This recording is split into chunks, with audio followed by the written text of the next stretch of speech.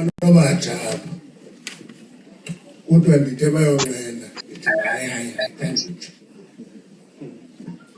I didn't use the term lazy. You can go back to my interview, you will not find lazy. But I'm making a point of what unemployment will defeat if we're activists. If the land has we defeat, we must be activists. Now, activism can be when Boza or Minister of Labour did it. Lamas was the neighbors have identified particular jobs to be reserved for country citizens. Why can't we do that here? You go to a garage, you can petrol by a foreign national, something is wrong. You go to a farm, you find a foreign national is available. You go to a restaurant, you go to mines, basic work, every basic skills. That is not patriotism. Love your country. People who want country must have work. They must come out of their homes to look for the job. I used to retire in the civilians. That is what I'm told. I said people are lazy. No, I'm saying, Pagaman, the full civilians. When they apply it, there's a follow up. 18 reference number I am as an applicant. It's up to me when I'm there alone. The corner listing, the short listing, there's also a point of view, they prepare. That's all I'm saying. I don't say people are lazy. I have not said that. I didn't say that. I will not say it in the future. But I will insist on it. I will not go for that.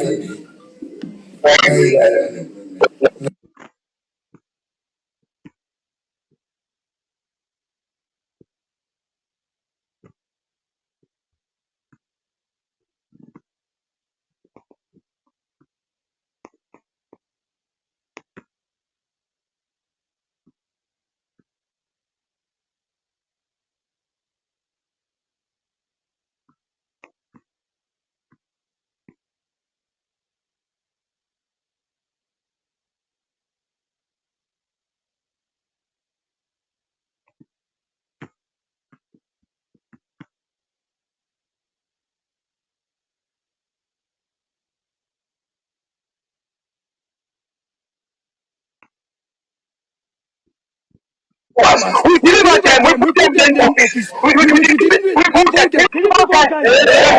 us for them that will have been office. That's the thing that are doing nothing. Have you seen that about Mantashe? Have you seen how easy? We delivered them, we put them in office. We voted. We voted us for them that will have been office. That's the thing that are doing nothing. Have you seen that about Mantashe? Have you seen how easy? We delivered them, we put them in office. We voted. We voted us for them that will have been office. That's the thing that are doing nothing. Have you seen that about Mantashe? Have you seen how easy? Meeting. This thing is due. I'm hungry. Nowhere. There is nothing. It's not community. It's a community. You are representing business. We are not representing business. It's our people that is working there. It's our people's food that was taken from them. But this is the attitude, Minister. It's when it comes to people. Meeting. This thing is due. I'm hungry. Nowhere. There is nothing. It's not community. It's a community. You are representing business. We are not representing business. It's our people that is working there. It's our people's food that was taken from them. But this is the attitude, Minister. It's when it comes to people like meeting. people are hungry, Minister. I'm hungry as well. No, you are coming with a community where there's nowhere. There's nothing. It's not community. This It's a is the issue community. now. We are representing business. You are not. And welcome back to your view. Thank you very much. Comment for holding the fort last night. And it's good to be back. 29.1% of unemployment. Okay? It's rising, it's not going down. And I'm not trying to round off the thing because it really sounds like 30% to me. But of course, as we've already been told, there's a conservative estimation of the trouble that we are in. And I know it sounds repetitive to say this, but it's a reflection of the kind of economic meltdown that we are facing. Also, the lack of leadership. The economic leadership is very poor, man, in this country, very poor. As I was saying, and then we've got two cabinet ministers who are in a love triangle with a 20-something-year-old. That's why this economy is to never take off because we are busy with nonsense. We're supposed to be knuckling down to find solutions for this economy. People are starving, people are sleeping under bridges, people are going to work hard. It's a shame. And you know, South Africa are at the bottom of the scale when it comes to ethical conversations and just ethics in general terms. We have lost the battle. That's why there's no outrage. You hear any outrage about these ministers? Whether they are busy, no outrage. No outrage. I mean, I'm talking to the editors and they will tell me front page story about love triangle between ministers. And then, of course, the big scandal is that a minister, Mantashe, right, a chairperson of the ANC, bribing journalists, and believe me, we have absolutely no reason to disbelieve Makud. He talked to him himself. I know, I may have said it, but I may not have done it. That's rubbish. You remember just on the second week when you were here, just before the elections, and there are a couple of people who I had put in the dustbin. Let's take a look.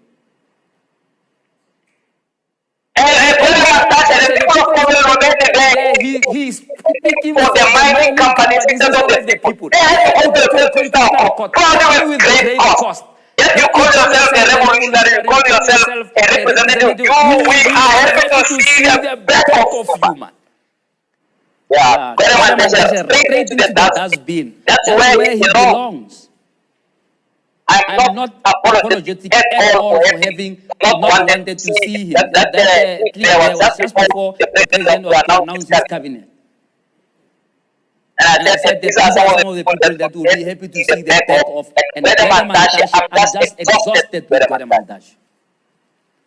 The only meeting is a very jolly guy, it's a man about power, nothing really worries him, but he's a bloody liar.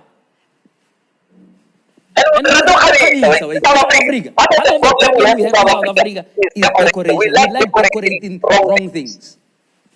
Wait. And memories are so short, man. I'm sure it's less than 18 or 19 months ago. Mantashe told the country in a straight face that Jacob Zuma did not consult him when he fired Pravin Gordhan and made that horrific and Gupta-inspired cabinet reshuffle.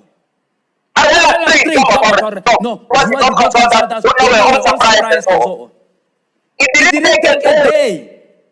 He was already Mantashe. No, that's not the case. As the ANC top 6, we were always consulting and what have you. And instead of saying this guy is telling a blue lie, we say, hey, he's Mantashe. Remove Meta. We give him a Meta. We introduce a new word in the South African lexicon. Mantashe. Right, describe Mantashe. To lie with a straight face to the nation. That's how it's going to be in the dictionary. When a politician lies with a straight face, we call it Mantashe.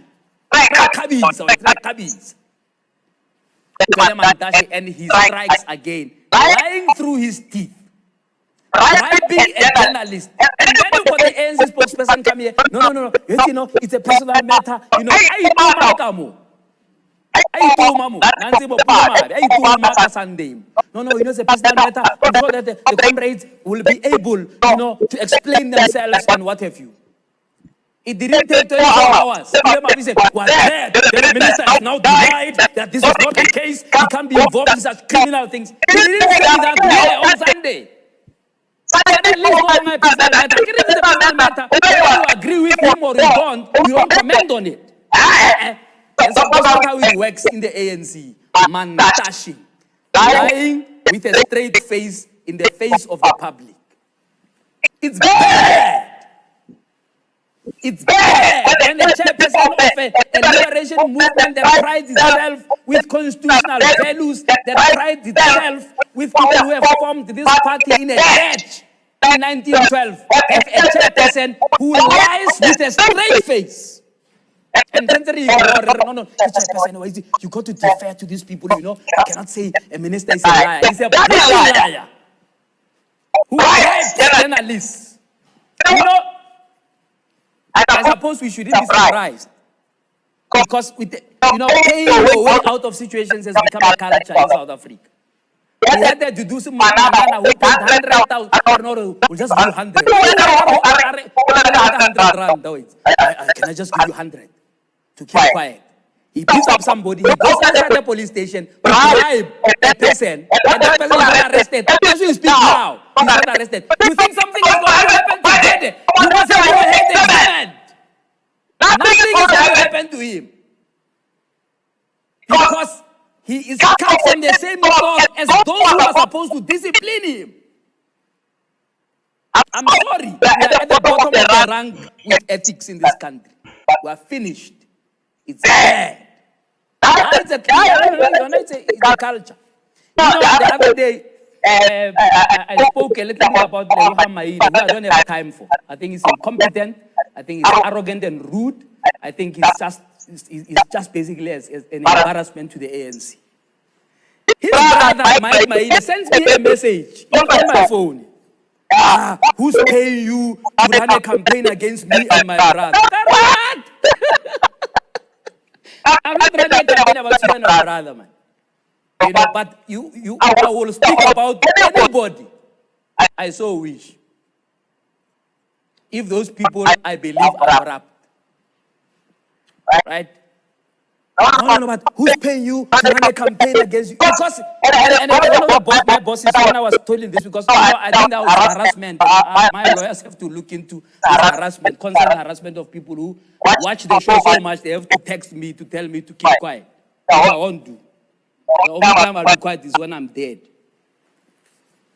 You could hire me here, I'll go to Facebook, you can do whatever you want to do. I will not keep quiet when I see rotten things. That you can forget. I don't know. A friend of mine, whether we're going to visit him, I say, hey, I was with a friend of mine who's a minister, and another one who's a deputy minister. They're saying, who pays this guy? Why is he able to criticize everybody? Who pays him? How? Who pays him? So in the same sentence, they say he criticizes everybody, but who pays him? So I suppose many people pay me. Well, let me explain. I'm paid by Newsroom Africa, and they pay me very well. So if you think you can pay me to say something about you or not to say something, you've got to have your head examined. Because it's a culture.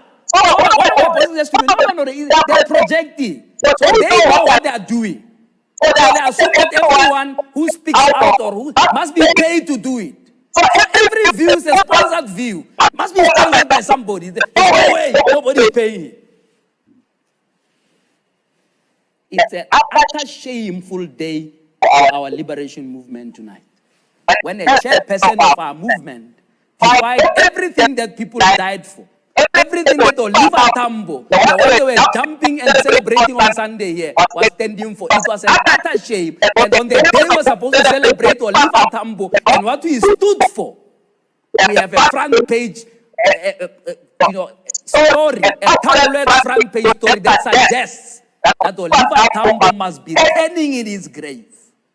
If he has a chairperson of the ANC like Gwede Mantashe, he must be turning in his grave. There's no other way I can imagine it.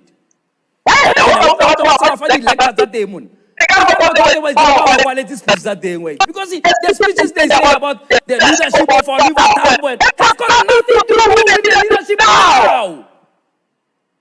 It's got nothing to do with what Oliver Tambo lived for. Nothing. As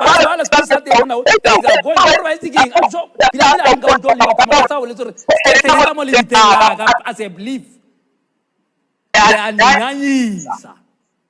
do not come to my grave. I wish there could be a possibility that our ancestors could tell us. You know, if you go to theater, there is a theater, a theoretical production called Rosa Albert.